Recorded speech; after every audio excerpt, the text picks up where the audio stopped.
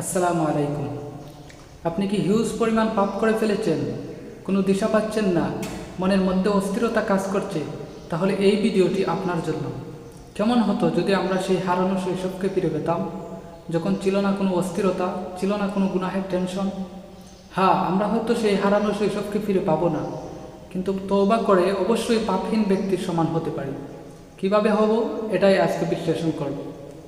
শুরুতেই আমরা জানব অস্থিরতা কেন কাজ করে। আসলে আমরা যখন অধিক পরিমাণ পাপ করে ফেলি, তখনই কিন্তু আমাদের মনের মধ্যে অস্থিরতাটা কাজ করে।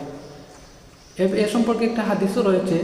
রাসূল সাল্লাল্লাহু আলাইহি ওয়াসাল্লামকে একদা পুণ্য ও পাপ সম্পর্কে জিজ্ঞাসা করা হলো। তখন রাসূল সাল্লাল্লাহু আলাইহি ওয়াসাল্লাম জবাব দিলেন, পুণ্য হলো উত্তম স্বভাব, আর পাপ হচ্ছে যা আমাদের মনের মধ্যে অস্থিরতা সৃষ্টি করে। আর এই পাপ থেকে পরিত্রাণ পেতে হলে আমাদেরকে 3টি কাজ করতে হবে। নাম্বার 1, ইত্তাকুল্লাহ, আল্লাহকে ভয় করতে হবে। নাম্বার 2, কাউলান সাদিদা, সত্য কথা বলতে হবে। নাম্বার 3, তাওবাতান নাসুহা, খালিস নিয়তে তওবা করতে হবে। এই 3টি কাজ করলে আমরা পাপ থেকে পরিত্রাণ পাব।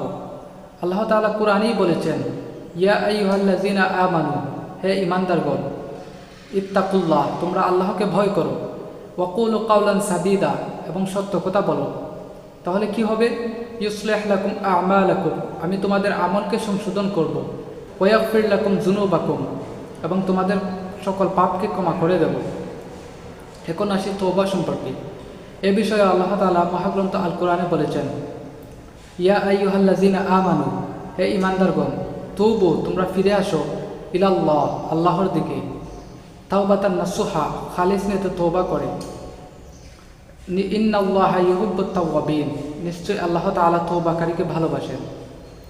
তাছাড়া কোথায় আছে পাপ থেকে তওবাকারী পাপহীন ব্যক্তির ন্যায়, অর্থাৎ যারা পাপ করেছে পরবর্তীতে যারা তওবা করেছে তারা ওই সকল ব্যক্তির সমান যারা পাপ করে নাই।